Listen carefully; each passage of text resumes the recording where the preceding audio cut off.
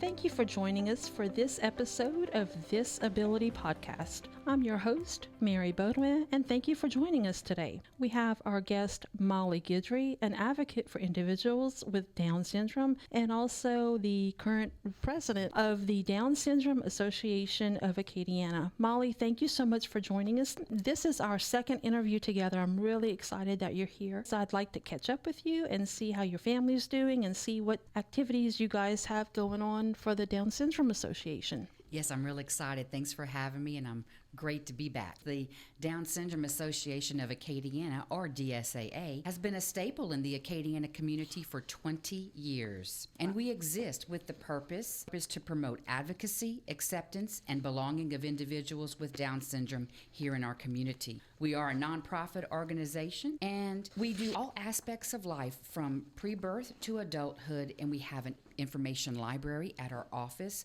that the people can come check out books or videos if they need something that they're working on, potty training or maybe maturing into adulthood. So we inspire to reshape the way people understand and experience Down syndrome. Speaking of that, we know that you have your daughter, Ellie Grace. How old is she now? 17. 17? Oh my gosh.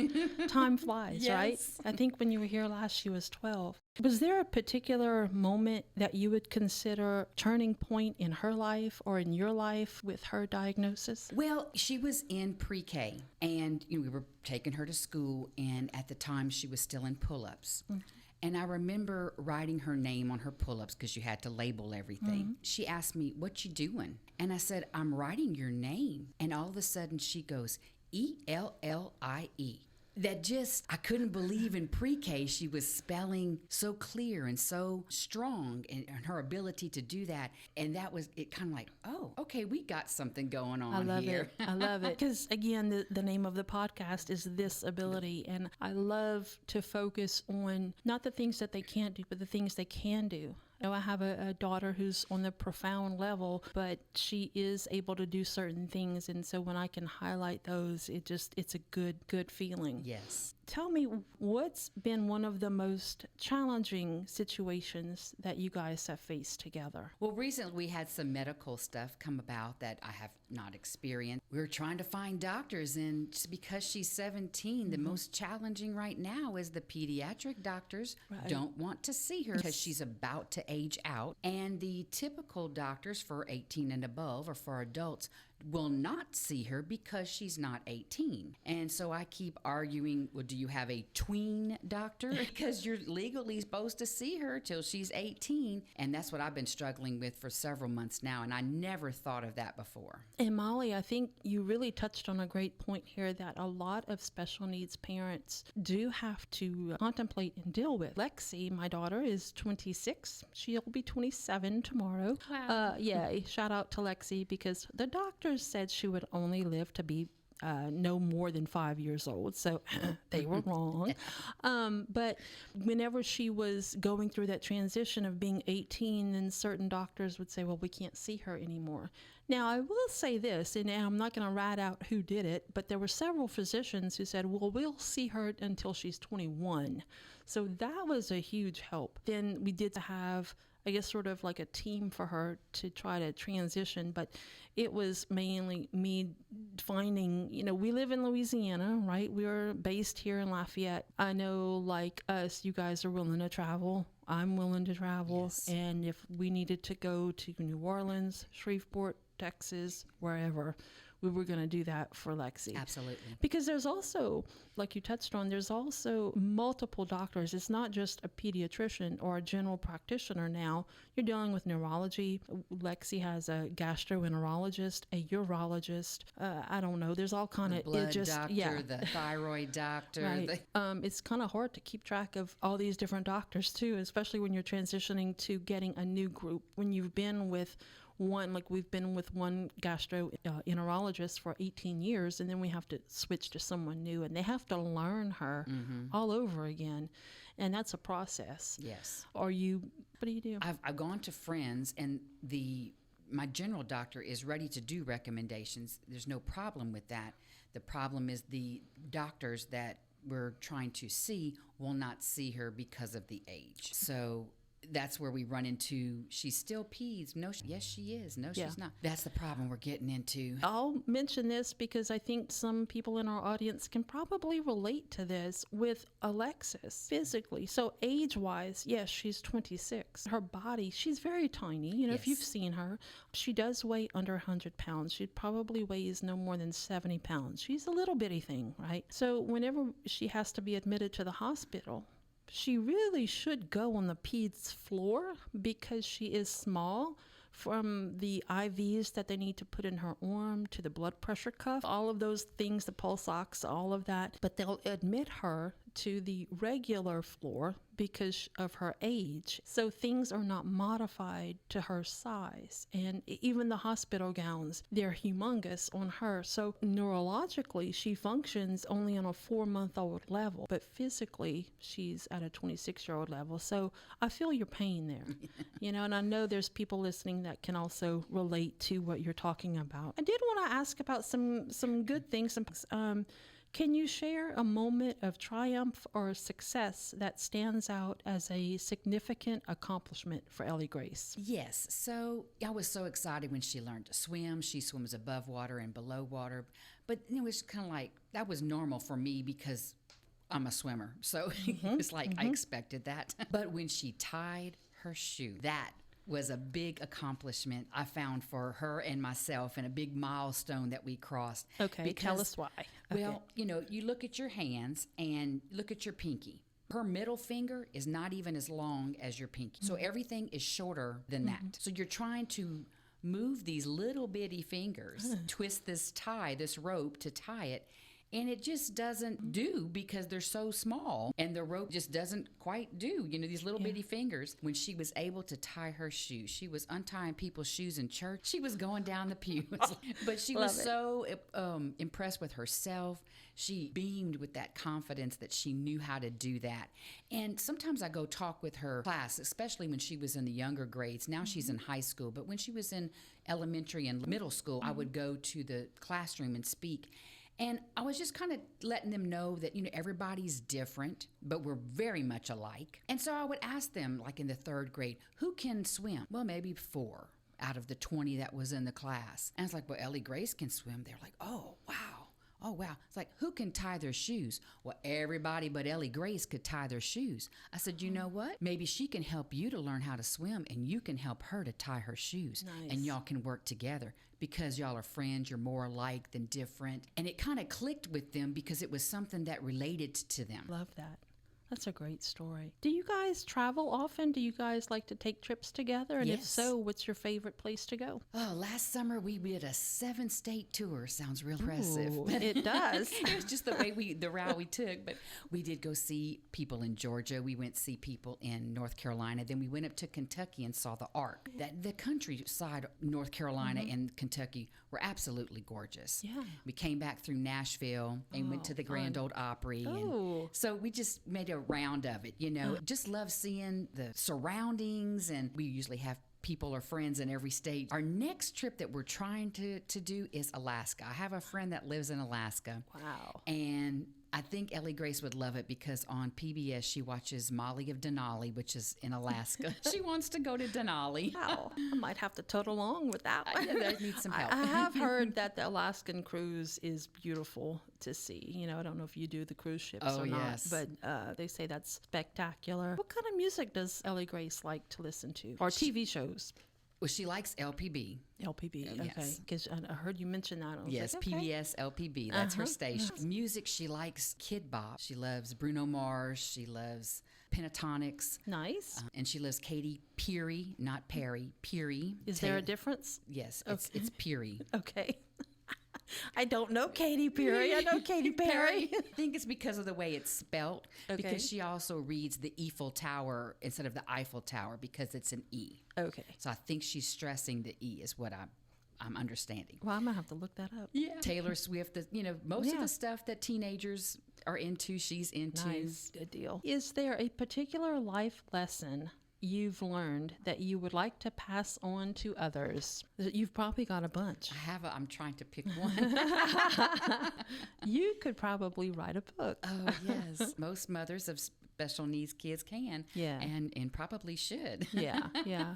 If you had to simplify it, when you just think overall of having a daughter who's, different than everybody else, what would you say that life lesson is? As a parent, you always want the best for your child. And as a parent of a child with special needs, they don't have that voice. They don't have that platform until they're older. And sometimes they still don't have. You really need to step out of maybe your comfort zone to make sure that they get what they need so they can succeed. Well, I always try to give a little history about Down syndrome so that. people can understand a little bit more about Down syndrome. So it was named after a British doctor who discovered it. He's the one that discovered it under the microscope and in the testing and late 1800s, early 1900s. Got it. And his name was John Langdon Down. So it's called Down syndrome.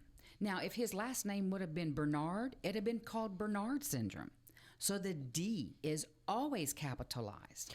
And I'm so glad you pointed that out, because I had capitalized the D and the S. And you're like, nope, only the D is. And I wasn't, I guess for some reason I'm thinking that Down is, I don't know, something to do with the syndrome itself. The syndrome itself, and not a man's name. Okay. Yes. So it could have been called Bernard syndrome, Right. which, Bernard would always be capitalized as the name. The S is not capitalized if you're talking about Down syndrome. But if it's in a title, such as the Down Syndrome Association of Acadiana, then it's capitalized. Right. So if you're writing it something with Down syndrome, the D is always capitalized. Gotcha. So he was studying it, and I guess at that time, did he have like multiple people that he was like testing on, or what did he noticed discover? that it used to be called Mongoloidism, because the people from Mongolia have the same type of slanted eyes, the smaller features. He was kind of going with that, and then he started realizing it's not just in Mongolia that these people look like this, and that's when he discovered the syndrome itself, which was when a chromosome, the 21st chromosome, either you have 3 of them, or it attaches to other chromosomes. So when it attaches to like 14, you can have autism, or 17, you can have different things. So it could attach to multiple chromosomes. Usually it's 3 of the 21st chromosome, which makes Down syndrome. Down syndrome occurs 1 in every 700 births. And they think, oh, it's because the ladies are older. That's Go ahead and give us how that really breaks down, because it's really not the age that has to do with it. No, it's not. So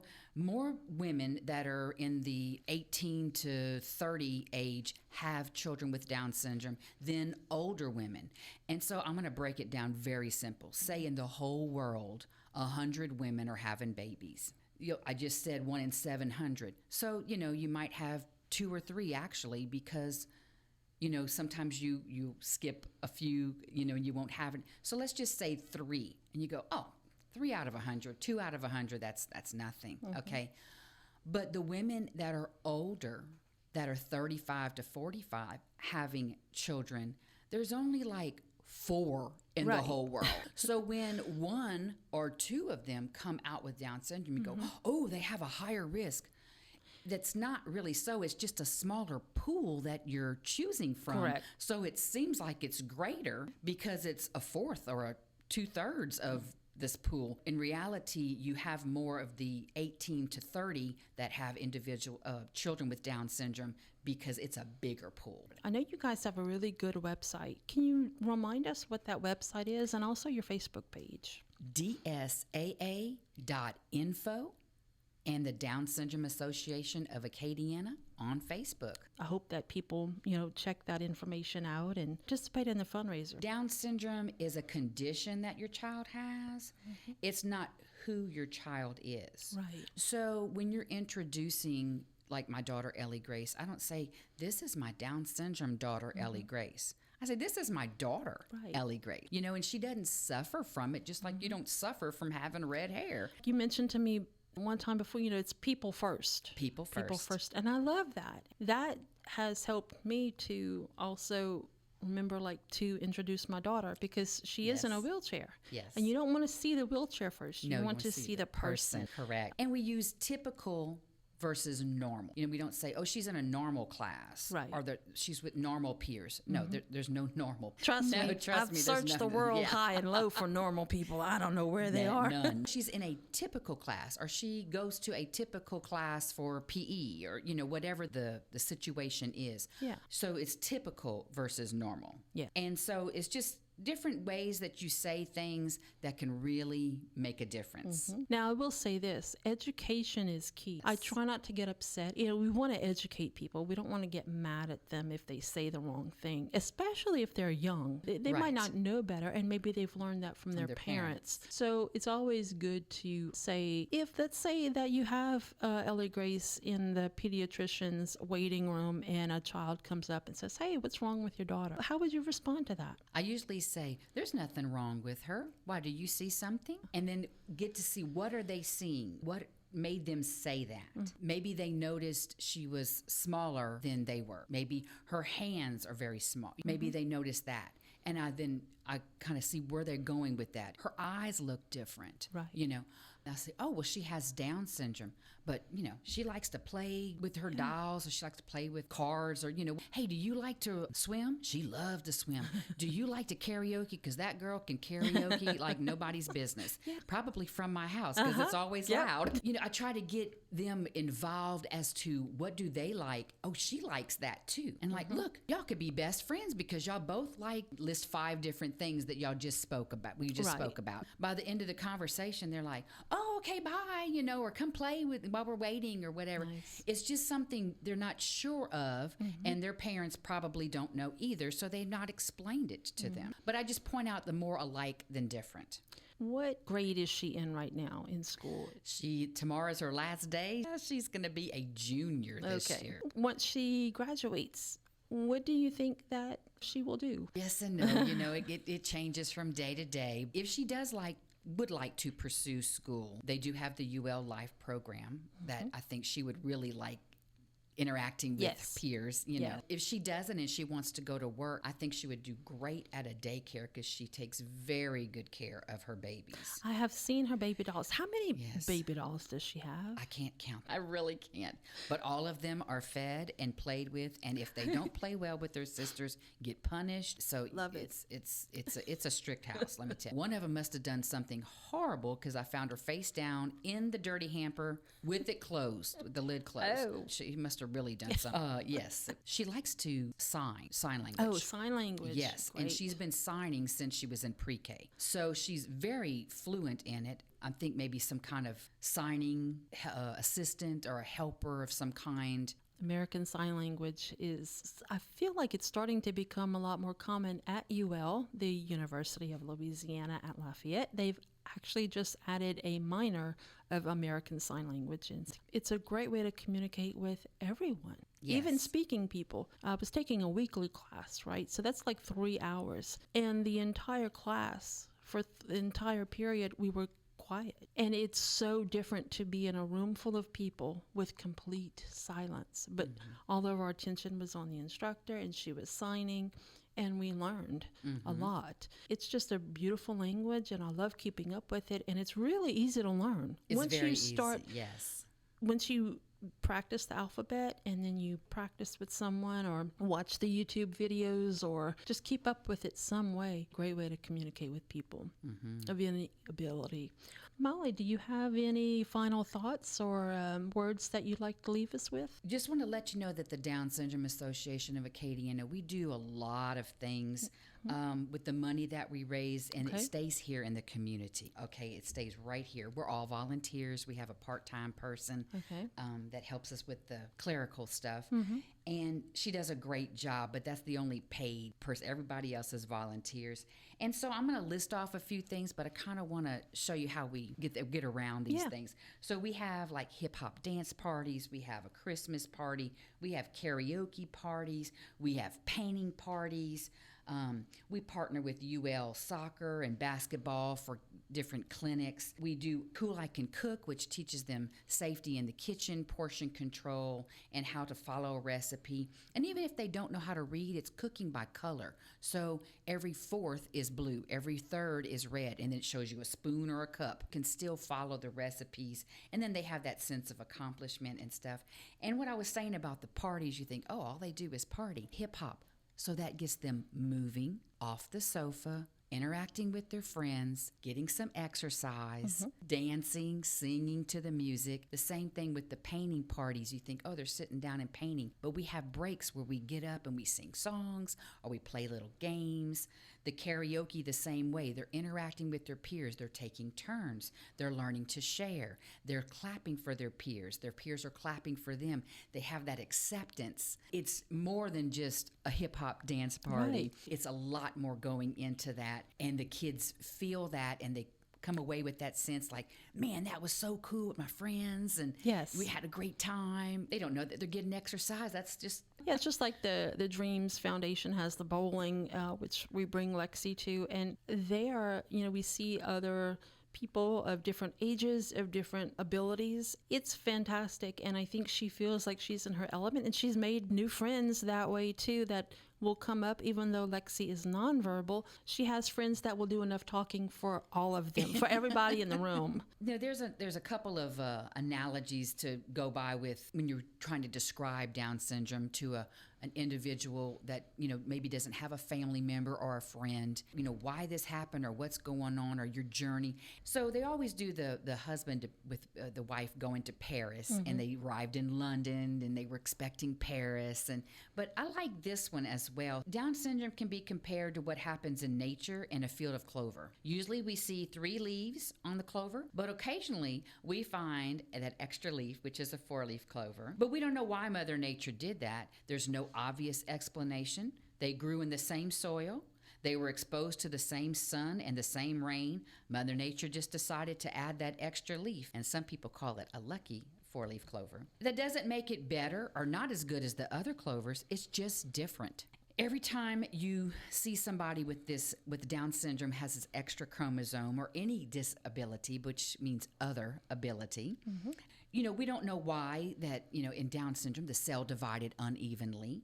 It doesn't make the baby better or not as good. It's just different. And your journey is different. Getting back to things like we were talking about with Ellie Grace, she didn't tie her shoes at 7 years old. She tied her shoes at 12 years old. They get there. It's just a different time frame. And if you have a person like that in your life with a different ability, consider yourself very lucky. Molly, well, thank you so much for joining us today. We really appreciate it. Thank you all for listening to this episode of This Ability Podcast. If you enjoyed listening to our podcast, be sure to like our Facebook page at This Ability Podcast. Goodbye, everyone, and thank you for listening.